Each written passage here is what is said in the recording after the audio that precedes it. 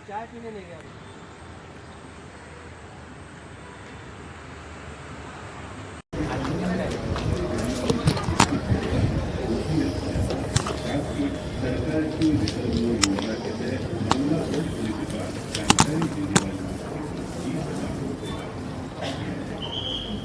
या ma'am. Thank you.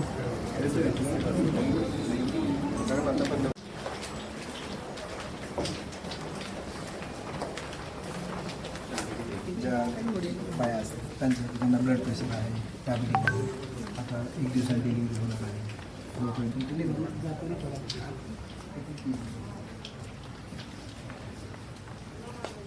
Blood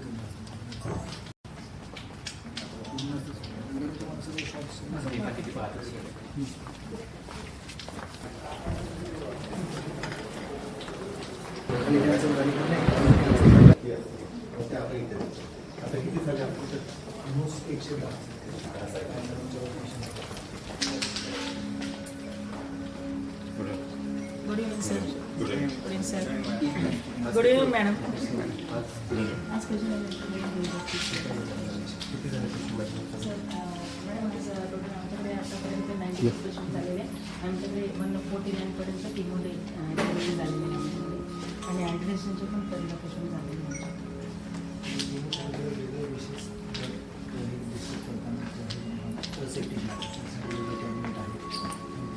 आपण सगळे लोकांचं ट्रेनिंग घेतलं मॅडम ॲक्च्युअली डॉक्टर.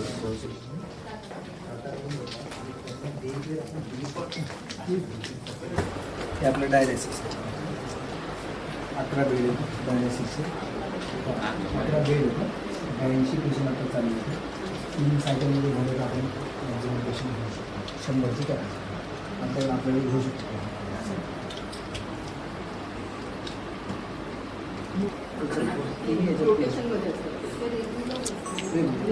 त्याचं नाव रजिस्टर 82 पेशंट रजिस्टर झालं की अपॉइंटमेंट देऊ शकतो. म्हणजे आपल्याला तुझं 3 आठवड्यात नाही कोणाला आठवड्यात नसतं तुमचं आठवड्यातलं 2दा असतात त्याला बरोबर तसं अपॉइंटमेंट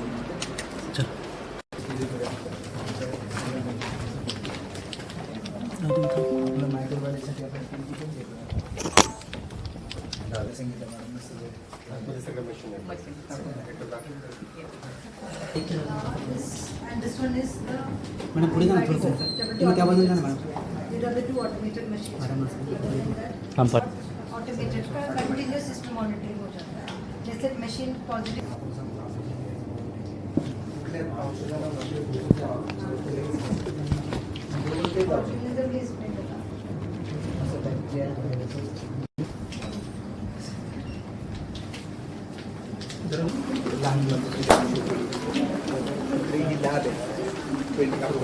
आता मध्ये नको ना येऊ.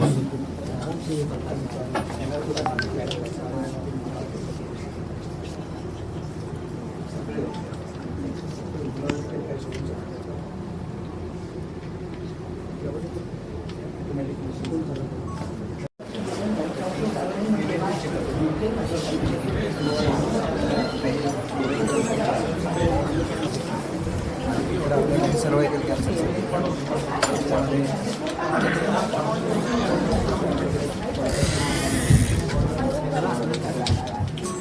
मॅडम जा पुढे पुढे.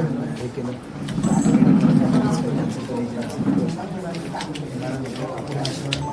13-14 पेशंट त्यांना काहीच सिम्पटम नाही.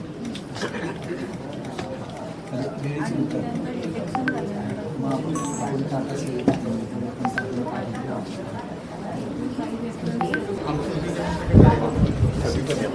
मॅडम आपले पॅथॉलॉजिस्ट आणि कॅन्सर रजिस्ट्री आहे म्हणजे आपल्या नवी मुंबई जिथे कॅन्सर पेशंट आहेत तर त्यांचा आपण सगळं डेटा आपण सगळे प्रायव्हेट हॉस्पिटल्स प्रायव्हेट लॅब्समधली माहिती घेतो मॅडम. तिथे कॅन्सरचं ट्रीटमेंट होतं ना त्यांच्याकडनं.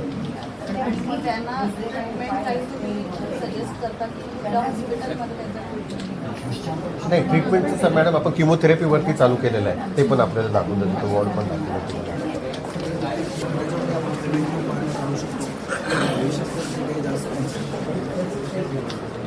हे सगळं मॅडम आपण त्याचं प्लॅनिंग करून दिलं सगळं.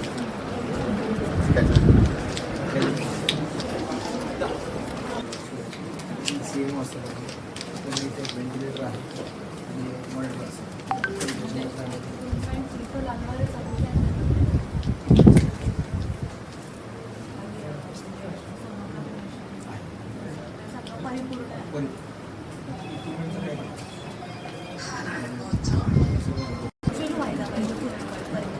त्याच्यासाठी काहीच घेऊ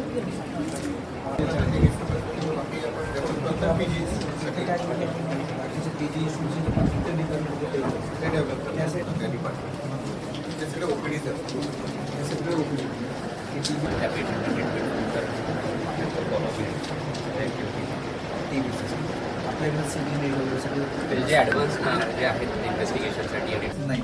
बऱ्याच वेळा असा फोन येतो आम्हाला की इथं बेड अवेलेबल नाही आहे, NICU अवेलेबल नाही आहे, डॉक्टर सांगतात घेऊन जा. नाही. त्यावेळी धावपळ होते. अरेंज म्हणजे पुढं बेड आहे का अरेंज करून आपल्या गाडीमध्ये पाठवतो. डॉक्टर आम्हाला फोन येतात ना तरी आणि हां, हे बेड आपण सांगतो 240 ते सफिशियंट नाहीये. आता 2400 जरी बेड केले तरी ते सफिशियंट होणार नाही. कशी आहे तब्येत बघा? काही त्रास होते तुम्हाला? सर्व्हिस व्यवस्थित आहे? डॉक्टर्स व्यवस्थित ट्रीट करताय? मावश्या वगैरे ओरडतात नाही ना? तुम्हाला चांगलं जेवण वगैरे व्यवस्थित येतं? अच्छा, त्रिपाठी जी आहे ते. अच्छा, आपको देखा मैं कभी पहचान गया। हाँ। डॉक्टर सब ट्रीटमेंट ठीक चल रही है आपकी? ठीक चल रहा है ना?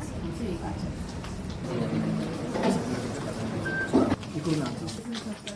काही बाहेरून हा येऊ दे ना. मेडिसिन वगैरे कसं आपल्याकडे एक कॉम्प्युटर सिस्टम या 6 महिन्याच्या एक्सपायरी मेडिसिन आहे आणि या वॉर्डमध्ये एवढ्या या वॉर्डमध्ये एवढं ट्रॅकिंग असतं. मग आम्ही ते प्रायोरिटी यूज करायला सुरुवात करतो किंवा ते एक्सचेंज करून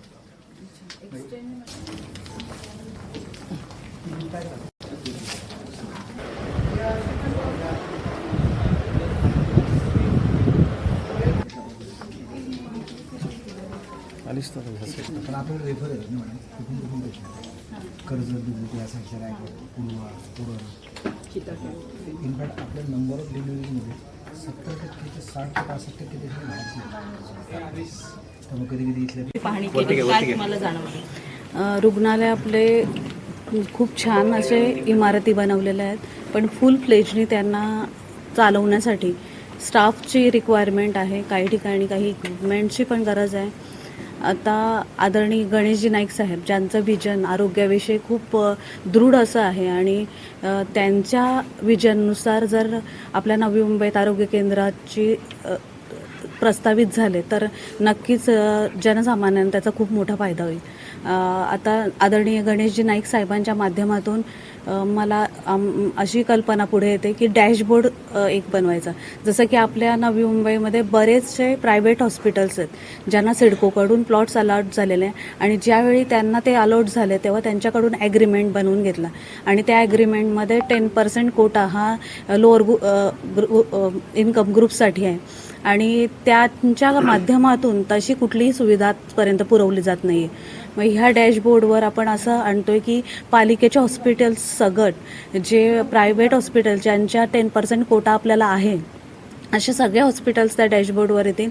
मी उदाहरण देते जर आता म्हणजे रात्री अपरात्री एखाद्या महिलेला प्रसूतीसाठी आणलं आणि चेकअप नंतर समजलं की बाळाला NICUची गरज आहे तर असा NICU जर आपल्या रुग्णालयात अवेलेबल नाही आहे म्हणजे वेकंट नाही आहे तर अशा वेळी असं होतं की ती महिला प्रसूतीच्या वेदनेत असते, तिला सांभाळणारी तिची आई असते एकमेव आणि तिच्या नवऱ्याला इतर ठिकाणी NICU अवेलेबल होतंय का हे बघावं लागतं. मग अशा वेळी NICU इथूनच त्यांना अवेलेबल करून देण्यात यावं म्हणजे त्या डॅशबोर्डवर सगळे असे हॉस्पिटल्स रिफ्लेक्ट करतील ज्यांच्यामध्ये असे बेड अवेलेबल आहे. 10% आपला कोटा आहे प्रायव्हेट सहित पालिकेच्या ह्याच्यात पण आणि मग इथूनच पालिकेची रुग्णवाहिका त्या पेशंटला त्वरित त्या NICUपर्यंत पोचवेल. असंच ICUच्या बाबतीत पण आहे म्हणजे ICU बेड अवेलेबल नसेल तर त्या डॅशबोर्डवर रिफ्लेक्ट करेल आणि इथल्या इथं त्यांना समजेल की कुठल्या हॉस्पिटलला जायचं आहे म्हणजे रात्री अपरात्री ह्या हॉस्पिटलमधून दुसऱ्या हॉस्पिटलमध्ये दुसरेमधून तिसरीकडे जावची आवश्यकता पडणार आणि रुग्णांचा गोंधळ होणार नाही आणि जास्त चांगली सर्व्हिस आपल्या पेशंटना मिळेल. आता मी रुग्णांच्या नातेवाईकांशीही संपर्क साधला, त्यांच्याशी बातचीत केली तर तो अनुभव कसा होता? खूप चांगला अनुभव होता. सगळ्यांनी पॉझिटिव्ह रिस्पॉन्स दिला. आपल्या हॉस्पिटल्स चांगल्या पद्धतीने मेंटेन केले जातात आणि रुग्णांच्या नातेवाईकांचा पण तसंच पॉझिटिव्ह रिस्पॉन्स आहे की आम्हाला इथं चांगली सर्व्हिस मिळते. आणि आपण नवी मुंबई शहरात राहतोय. या शहरात आरोग्य आणि शिक्षणाविषयी जे आदरणीय गणेशजी नाईक साहेबांनी दूरदृष्टिकोन ठेवलेला आहे त्या दूरदृष्टिकोनातून अशा आपल्या हॉस्पिटल्स खूप महत्त्वाचे आहेत आणि ते म्हणजे हे पूर्ण जे आता मला अजून ऐरोली हॉस्पिटलला पण व्हिजिट द्यायची आहे, त्याच्यानंतर वाशी हॉस्पिटलला मी सेपरेट एक व्हिजिट देणार आहे. तर हे हॉस्पिटल्स पूर्ण प्लेजनी जर सुरू झाले, म्हणजे जिथं आता काही बेड्स अजून पण व्हॅकंट आहेत, तिथं पूर्ण आपले इक्विपमेंट्स बोला किंवा स्टाफ नाही आहे, तर असे पूर्ण क्षमतेने जर सुरू झाले तर नक्कीच नवी मुंबईकर नागरिकांना त्याचा खूप मोठा फायदा होईल. आता आपली रुग्णालय आहेत, इमारती खूप मोठ्या मोठ्या आहेत, पण तरी पण काही मोठ्या ज्या सुविधा आहेत त्या इथे उपलब्ध नाही आहेत. लोकांना मोठ्या शस्त्रक्रिया करायच्या असल्या काय असल्या तर खाजगी रुग्णालय किंवा मुंबईच गाठावी लागते. तर त्या अनुषंगाने काही वेगळे प्लॅनिंग आहेत का तुमचे? त्यासाठीच असं आहे की जे आपले रुग्णालय आहेत त्या इमारती बनून राहायला नकोत, त्याच्यामध्ये रुग्णांना पूर्णपणे सगळ्याच फॅसिलिटी इथल्या इथे अवेलेबल व्हाव्यात. म्हणून आपल्या ज्या आहेत इमारती त्यांना आम्हाला हॉस्पिटल बनवायचं आहे, मल्टी स्पेशालिटी हॉस्पिटल. म्हणजे नुसत्या इमारती उभ्या करून ते रिकाम्या ठेवण्यापेक्षा त्याच्यामध्ये जर सगळ्या रुग्णांना व्यवस्थित अशा रुग्ण सुविधा मिळाल्या तर इतर कशाची आपल्याला गरज पडणार नाही, मुंबईला जायची गरज पडणार नाही किंवा नवीन अजून हॉस्पिटलचीही गरज पडणार नाही आपल्याला. तरी साधारण कधीपर्यंत फुल फ्लेजमध्ये हॉस्पिटल आहे? आता 6 वर्ष आपला बॅकलॉग झाले, प्रशासकीय कार्यकाळात 6 वर्ष गेलीत.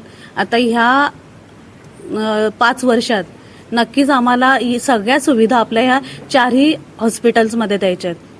त्याचबरोबर जे आपले UHP आहेत त्यामध्येही चांगल्या चांगल्या सुविधा लोकांना तिथल्या तिथं प्रोव्हाइड करायच्या आहेत. UHP व्यतिरिक्त आपण उपआरोग्य केंद्र तेही सुरू करतोय कंटेनरकडून. म्हणजे जिथं आपण आरोग्य केंद्र नाही उभारू शकत तिथं हे जे कंटेनर आरोग्य केंद्र ते आपण स्थापित करतोय आणि रुग्णांच्या जवळ जाऊन त्यांचा आपण उपचार करणार आहोत.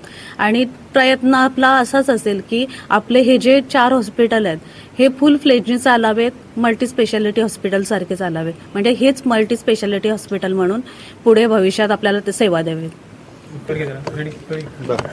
जे मी सांगितलं की सिडकोचे माध्यमातून प्लॉट्स मिळाले, जे प्रायव्हेट हॉस्पिटल्स किंवा आपले गव्हर्नमेंट हॉस्पिटल, त्याच्यासाठी आपण डॅशबोर्ड सुरू करणार आहोत आणि त्या डॅशबोर्डवर या सगळ्या हॉस्पिटल्सची पूर्ण डिटेल्स असेल. म्हणजे रात्री अपरात्री येणारा पेशंट NICUसाठी असोत किंवा ICUसाठी असोत त्याला त्या डॅशबोर्डवरून तिथल्या इथं फोन जाईल हॉस्पिटलला आणि त्या पेशंटला आपल्या पालिकेच्या रुग्णवाहिकेमधून तिथल्या तिथं त्या बेडपर्यंत पोहोचवलं जाईल.